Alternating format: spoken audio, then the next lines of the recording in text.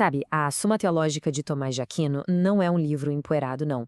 Pensa nela mais como uma catedral da mente, sabe? Uma obra-prima de arquitetura intelectual, onde cada pecinha tem seu lugar exato. E bem no coração dessa estrutura, uma coordenada específica se repete de novo e de novo. Questão 5, artigo 6. E não, isso não é um erro de digitação, é uma pista. E é essa pista que a gente vai seguir junto. Pois é, essa é a grande pergunta aqui. Como é que uma única coordenada pode abrir um projeto secreto escondido nessa obra gigantesca? A ideia aqui é a gente bancar o detetive intelectual, sabe? Vamos seguir as pistas que o próprio Tomás de Aquino deixou para trás e tentar decifrar um código que conecta as maiores ideias da obra dele. O que é o bem, qual o sentido da vida humana e o mistério de Cristo.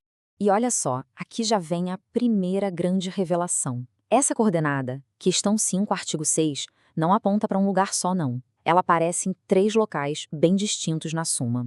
Cada um é uma parte de um quebra-cabeça maior, uma peça fundamental de um argumento que se espalha pela obra inteira. Então, vamos começar a nossa investigação pela primeira pista. Nossa primeira parada é na primeira parte da Suma, a prima pars. E aqui, o Tomás de Aquino não está falando de moralidade no sentido simples, tipo certo e errado, não. Ele está indo mais fundo, na própria natureza da realidade. A pergunta que ele faz é fundamental.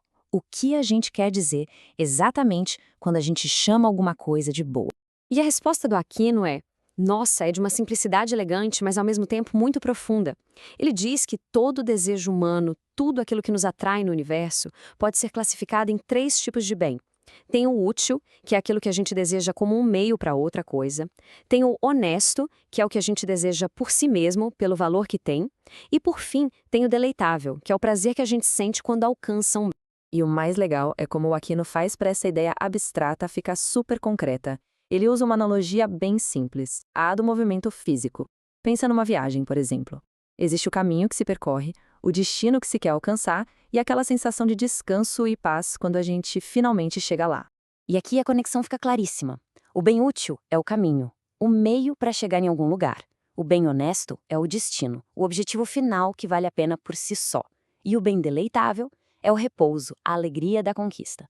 O ponto central aqui é que essa estrutura organiza toda a vida moral, e ela nos protege de 2 erros bem grandes. O utilitarismo, que trata tudo como um meio, e o hedonismo, que busca o prazer como o fim de tudo, em vez de ser só consequência de alcançar um bem de verdade. Ok, primeira pista resolvida, o mapa do bem já está estabelecido. Agora, o próximo passo nos leva para a segunda vez que essa coordenada misteriosa aparece, lá na parte da Suma que fala da ação humana, a prima secundae. A investigação se aprofunda. Se existe um bem último, um destino final, o que ou quem pode nos levar até ele? Essa é a pergunta explosiva que o Tomás faz nesse ponto. Pensa bem, no universo medieval, todo cheio de hierarquias, onde se acreditava que os seres superiores, como os anjos, guiavam os inferiores, a resposta parecia óbvia, né? Claro que sim. Mas a resposta do Aquino, ela vai desafiar essa estrutura cósmica inteira. A resposta dele é um sonoro não. E para explicar o porquê, ele faz uma distinção crucial. Ele basicamente divide a felicidade em 2. De um lado, tem a felicidade imperfeita, aquela que a gente pode alcançar aqui na Terra, com conhecimento e virtude. E nesse caso, sim, um anjo ou um bom professor podem ajudar. Mas a felicidade perfeita, a eterna, a visão direta de Deus, aí é outra história. E aqui vem o argumento demolidor do Tomás. A felicidade perfeita é infinita, certo? Porque o objeto dela, a essência de Deus, é infinito. Agora, nenhuma criatura, nem mesmo o anjo mais poderoso, é infinito. A lógica é implacável. Ninguém pode dar o que não tem por natureza. Um ser finito não tem como causar uma experiência infinita em outro. Só o próprio Deus pode fazer isso. E a implicação disso é simplesmente monumental. Ao dizer que os anjos não podem ser a causa da nossa felicidade última, o Tomás de Aquino está afirmando que a alma humana tem uma dignidade única. Ela tem uma capacidade direta para Deus, o que os teólogos chamam de capax Dei. Ou seja, não precisa de intermediários cósmicos para o nosso destino final. A conexão é direta. Bom, já temos o objetivo e o caminho direto até ele. Agora a investigação chega na pista final, lá na terceira parte da Suma, que trata de Cristo. É aqui que o quebra-cabeça se completa. Se a união com Deus é o nosso destino, como essa união se tornou possível na história? A pergunta que o Tomás faz aqui pode soar meio estranha. A união foi acidental? Mas a palavra acidental aqui tem um significado filosófico bem específico. Pensa, por exemplo, na união entre uma pessoa e as roupas que ela veste. É uma união acidental, porque são duas coisas separadas que estão juntas só por um tempo. A pergunta então é: a união de Deus e da humanidade em Jesus foi assim, superficial? Pois é, essa ideia de uma união acidental era o coração de uma heresia famosa, o nestorianismo. Basicamente dizia que Jesus era uma pessoa humana em quem a pessoa divina de Deus morava, como se fosse um templo. Eram tipo dois eus num corpo só. E o Tomás de Aquino vai mostrar por que essa ideia não só está errada, como destrói o próprio coração do cristianismo.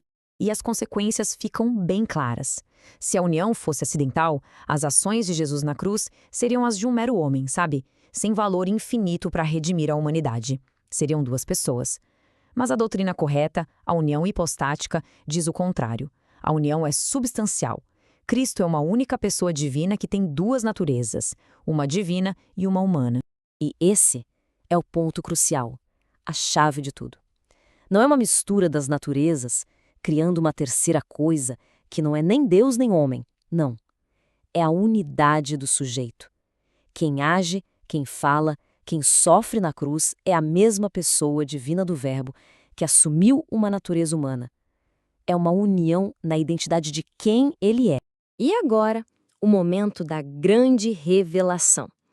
Com as 3 pistas em mãos, a metafísica do bem, o caminho direto da alma para a felicidade e a natureza da união em Cristo, chegou a hora de juntar tudo. Vamos ver a arquitetura secreta que o Tomás de Aquino construiu.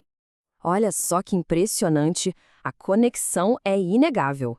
Na parte 1, a questão 5, artigo 6, estabelece Deus como nosso objetivo final, o bem honesto.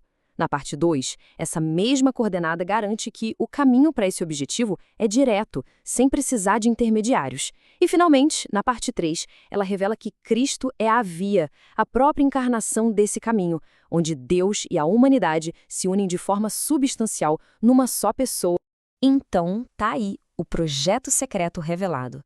As 3 vezes que a questão 5, artigo 6, aparece não são independentes. Elas formam um único e poderoso argumento teológico. Elas definem o objetivo, garantem o caminho direto e apresentam a via viva para a gente alcançar esse fim.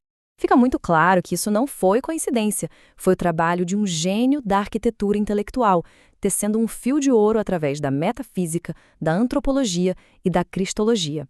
Tomás de Aquino usou a mesma coordenada para guardar as fronteiras mais importantes da sua teologia, mostrando como o ser, a felicidade e a salvação estão ligados de uma forma inseparável. E fica aqui uma pergunta para a gente pensar. Se um único código numérico pode revelar uma estrutura tão profunda na Suma Teológica, quantas outras obras-primas da filosofia e da literatura não guardam segredos parecidos, só esperando um leitor atento para seguir as pistas? A busca pelo conhecimento é, no fim das contas, a maior de todas as investigações.